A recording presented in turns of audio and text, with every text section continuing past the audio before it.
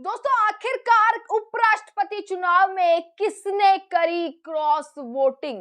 आखिरकार इंडिया गठबंधन और विपक्ष की तरफ से ऐसा कौन है जिसने एनडीए को मतदान किया और क्रॉस वोटिंग हो गई? यह सवाल दोस्तों कल रात से ही लगातार खड़ा हो रहा है। जब से उपराष्ट्रपति चुनाव के नतीजे घोषित हुए हैं तब से ये सवाल, ये प्रश्न चिन्ह लग चुका है कि आखिर कौन है जिसने धोखा दिया। आखिर कौन है जिसने पूरा का पूरा मतदान जैसे एनडीए को कर दिया और क्रॉस वोटिंग जिससे बचने की कोशिश एनडीए भी कर रहा था, इंडिया गठबंधन भी कर रहा था, वही क्रॉस वोटिंग को अंजाम दे दिया। अब इस चीज से पर्दा उठता हुआ अब नजर आ रहा है। इस प्रश्न का जवाब अब बल्कि और कोई नहीं, विपक्ष की तरफ से ही इस प्रश्न का अब जवाब दिया जा रहा है कि आखिर उन्हें किस पर संदेह है, किस पर शक है कि जिन्होंने क्रॉस वोटिंग करी, विपक्ष में होते हुए भी एनडीए को जो है समर्थन दिया, वो और कोई नहीं बल्कि तमाम ऐसी पार्टियां हैं। और इसका खुलासा एक रिपोर्ट में हुआ है। दोस्तों, खबर पर एक बार नजर मारते हैं, आप एक बार यहां पर देख लीजिएगा। इकोनॉमिक टाइम्स की रिपोर्ट के अनुसार विपक्ष के कुछ नेता ने यह संदेह किया है कि आम आदमी पार्टी यानी कि अरविंद केजरीवाल की पार्टी के कुछ सांसदों ने क्रॉस वोटिंग कर एनडीए को समर्थन दिया है, एनडीए को मतदान दिया है। और महाराष्ट्र फ्रंट के कुछ सदस्यों पर यह संदेह जताया जा रहा है कि महाराष्ट्र और आम आदमी पार्टी, इन पर शक किया जा रहा है कि यही हो सकते हैं जिन्होंने क्रॉस वोटिंग करी है, जिनकी वजह से ये क्रॉस वोटिंग हुई है। वहीं यह भी बताया जा रहा है दोस्तों, यूबीटी शिवसेना की तरफ भी ये शक जो है वो जाता हुआ दिख रहा है कि शिवसेना की तरफ से कुछ लोगों, कुछ सांसदों ने कैसे क्रॉस वोटिंग को अंजाम दिया है। दोस्तों, इस रिपोर्ट में ये संदेह, ये आरोप कोई और नहीं बल्कि खुद विपक्ष की तरफ से लगाया जा रहा है। विपक्ष को इन लोगों पर शक है, इन पार्टी पर शक है कि अगर क्रॉस वोटिंग हुई है, क्योंकि जहां विपक्ष पूरी उम्मीद लगाए बैठा था कि भाई 315 पूरा 100% का वोटर टर्नआउट हमारी तरफ से हुआ है, तो विपक्ष को पूरी उम्मीद थी, इंडिया गठबंधन को पूरी उम्मीद थी कि 315 तो हमारे पास आने ही वाले हैं मतदान। परंतु बी सुदर्शन रेड्डी जो इंडिया गठबंधन के उम्मीदवार थे, उनके खाते में सिर्फ आए 300, यानी कि 15 जिनकी उम्मीद और विपक्ष लगा रहा था वो नहीं आए। क्रॉस वोटिंग हो गई और वो चले गए एनडीए के पाले में। अब इसको लेकर किस किस पर शक और संदेह है, विपक्ष ने साफ कर दिया है। आम आदमी पार्टी, शिवसेना, महाराष्ट्र के सांसदों पर शक किया जा रहा है, राजस्थान के एक सांसद की ओर इशारा कर रहे हैं।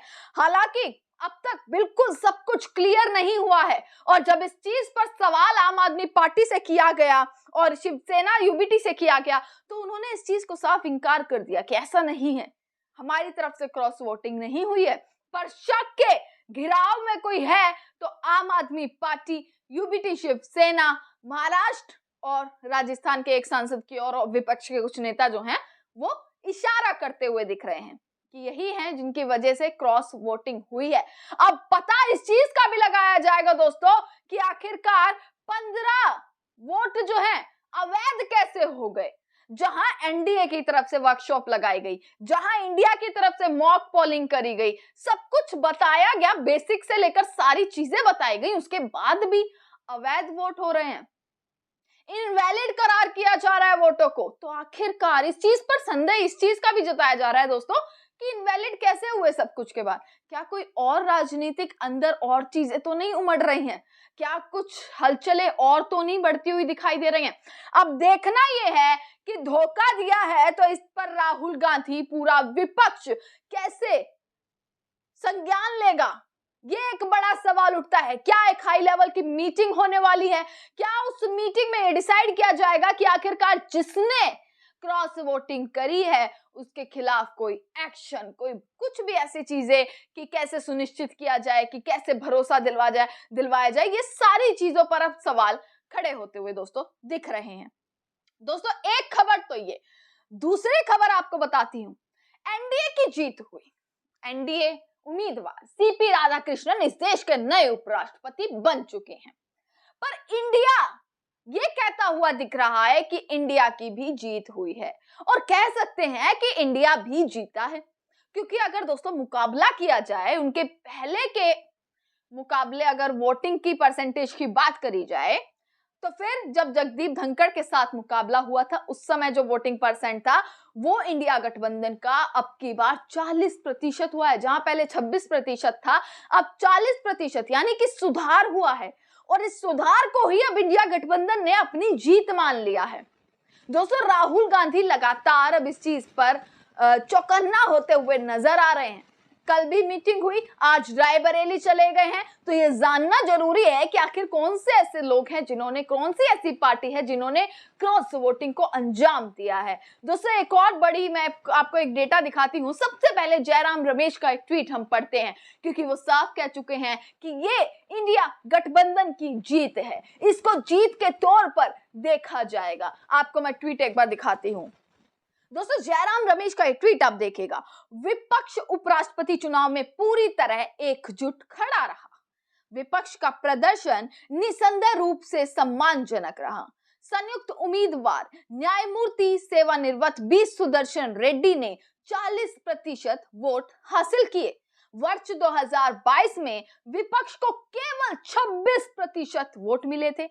भाजपा की अंकगणितीय जीत वास्तव में नैतिक और राजनीतिक दोनों तरीके से हार है। वैचारिक लड़ाई अनवरत जारी है। यानी कि जयराम रमेश कहते हुए नजर आए, बेशक आप जीत गए, पर यह वैचारिक लड़ाई है दोस्तों, और यहां पर आप हारते हुए नजर आए हैं। हमारी जीत यही है कि हम जो है इतना पहले ही हम जो है अपने उसमें पहुंच गए हैं कि भाई पहले से हमने कितना इंप्रूव जो है इन चीजों को किया है। दोस्तों, एक और ट्वीट मैं आपको दिखाती हूं जिसमें कंपैरिजन दिया गया है। 2017 में भाजपा को जहां पर 67% वोट मिले थे, वहां पर कांग्रेस को 32% मिले थे। 2022 में भाजपा के कैंडिडेट जगदीप धनखड़ को 74% वोट मिले थे और वो उपराष्ट्रपति बन गए थे। वहीं कांग्रेस के कैंडिडेट जो थे उनको सिर्फ और सिर्फ 25% वोट मिले थे 2022 में। अब आते हैं 2025, जहां सीपी राधाकृष्णन को अगर 60% मिलते हैं तो बी सुदर्शन रेड्डी को 40% वोट मिलते हैं और वो हार जाते हैं। अगर आप कंपेयर करेंगे लास्ट के 3 इलेक्शन को, तो आप ये पाएंगे कि कांग्रेस ने इंप्रूव किया है। अब तक 2017, 22, 25 से जो है अब तक सबसे ज्यादा नंबर ऑफ वोट्स उन्होंने हासिल किए हैं।